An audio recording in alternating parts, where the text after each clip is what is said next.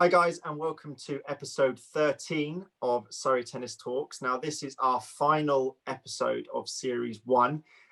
As always, I'm joined by my co-host Justin. Justin, how was your New Year and Christmas? Oh, very good, thank you. Obviously different like everybody's was, but first things first, happy New Year to everybody out there.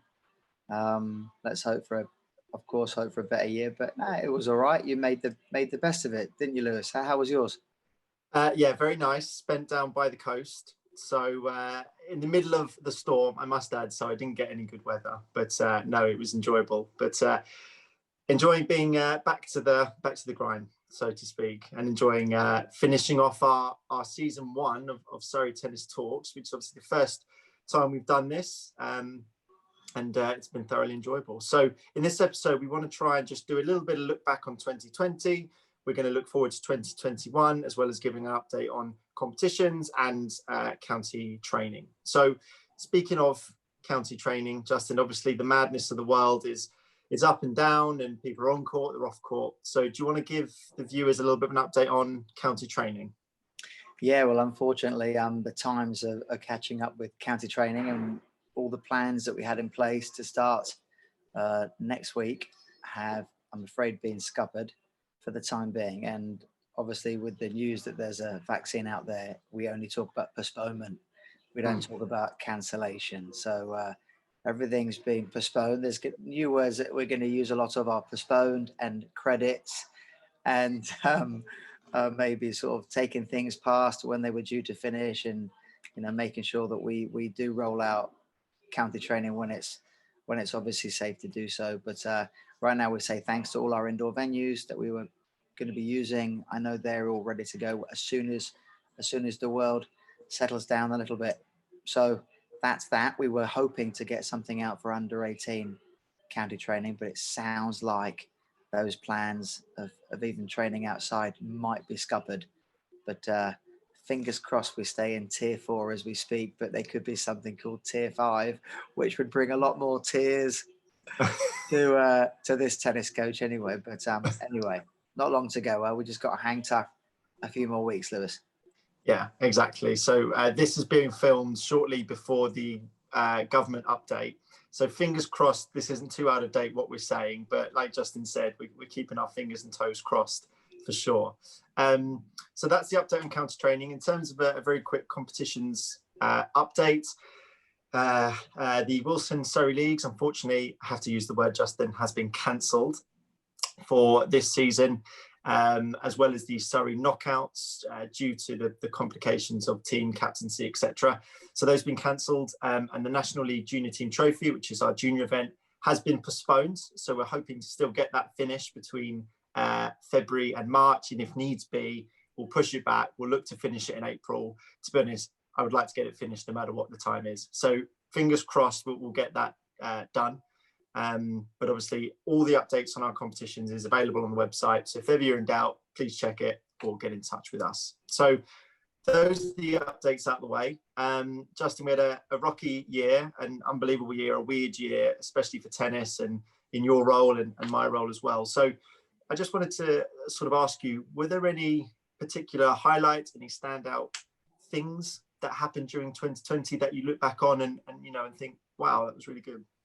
Yeah, well, I think we've got to be careful, really, in that we don't throw the baby out with the bathwater. Anyone that had a decent year in their sort of profession, and we're in the role of, we're in the tennis world, then we don't want to dismiss any of their great successes. So, we did have a Surrey Grand Slam champion at last year's Australian Open in Joe Salisbury. So, we mustn't forget that.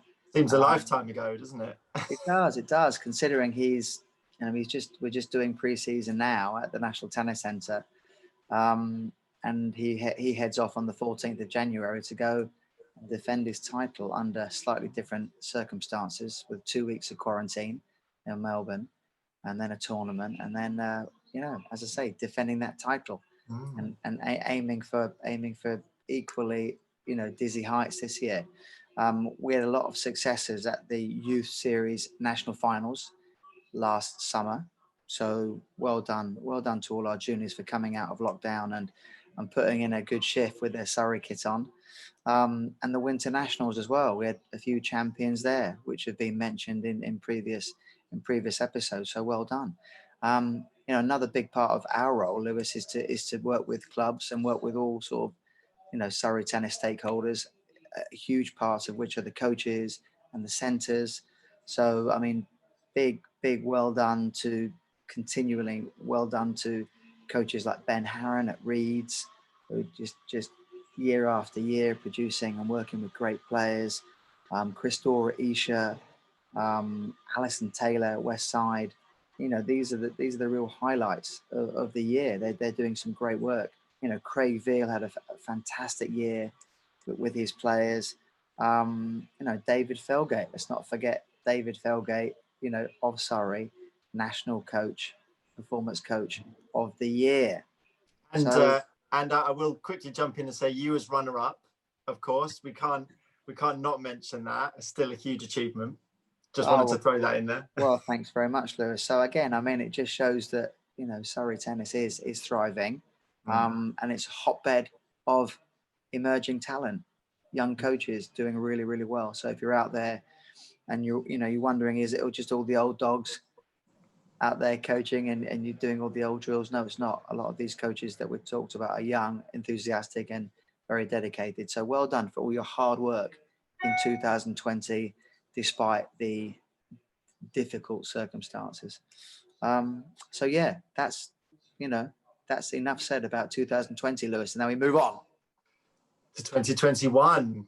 So a big year ahead. Like as you just touched on, we want to keep it positive. We want to keep it, looking forward to better things. So 2021 could be full of a load of different things. We could have new winners across the men's, women's, juniors, in our major events, competitions back up and running. It could be a really fantastic year. So is there any, I suppose, if you were to name maybe 3 things that you're most excited about in 2021 across juniors, adults, professional, non-professional, what do you think they would be? Well, first things first is we need to get the thing that keeps us all buzzing is watching tennis. Yeah. And getting excited. I think it's a sort of top-down sport, isn't it? If it was just all about junior recreational tennis, I mean, don't get me wrong, there's some good tennis players out there, but we need something at the top to aspire to and to get excited about. So let's get crowds back at tennis, please, please, please. And let's hope that they're back at tennis for the biggest tennis event on the planet, which of course is Wimbledon. Closely followed perhaps this year by the Olympics in Tokyo. Let's make sure that we get crowds back. There's nothing like that buzz, is there, of big points and crowds going, oh, yeah, and going nuts. So that's the first thing I'd like to see. I really want to see the GOAT back, Roger Federer, back at tournaments. Let's see what he's got. Feels like ages since he's been playing on the tour, isn't it?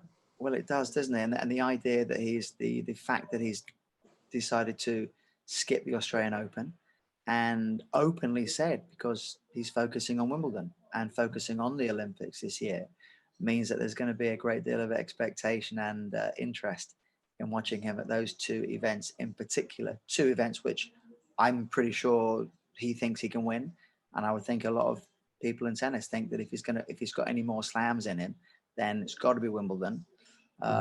Just a little bit easier on his body, and he's just so good on the grass. And of course, the motivation to win that hallowed gold medal at an Olympics in, for sure, his last chance. 2 very big motivating factors. And finally, closer to home, Lewis, we need to get county training. I want to see get this spring term, this sort of first couple of months out of the way. I'd like to better look back on 2021 and say, yes, we had an abundance of county training. We had hundreds of young emerging talent involved, and we had a great county cup run. At this stage, I don't even mind if we don't win these county cups. I just want to see them. I just want to see them played. Get the kids out and really enjoying competing for Surrey, with the pride that we know they will be competing with. Yeah, those are my 3 aims. Those are my 3 goals for the year. How about you? Well, I think all three of those are, I would agree with all of them. I'm very much looking forward to especially seeing Roger back for sure. That one and I feel like this year, if Roger doesn't really do anything and Rafa has a storming year, could the GOAT title be switched over to the Spaniard? We'll see. But no, I'm most looking forward to, well, three things. I think, can Novak win 9 Australian Opens? I think a lot has looked at Rafa and how much he's won the French Open, but not a million miles behind is Novak's domination in Australia. That is incredible. So whether he can do it or not, there's so much now talent. Whereas before you'd look at Rafa, Roger, Novak, Murray, maybe, you've now got a lot of people that can win Grand Slams now. Teams, Zverev, Rublev, a lot. So that's really interesting. And it's obviously the first slam of the year. So it might set the tone. The next one is the 125th anniversary of County Week. So that is the summer event for our, for those viewers out there, I know you know Justin, but the County Week is the men's and women's open for the County Cup. So the 125th anniversary was meant to be last year, 2020, which unfortunately was cancelled. So we're hoping it will be ready to go ahead.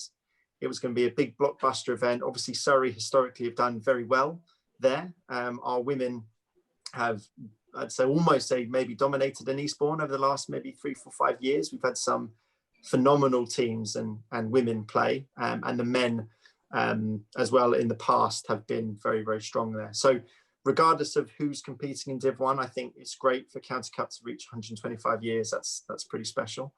And finally, can Surrey's very own Joe Salisbury reach world number 1?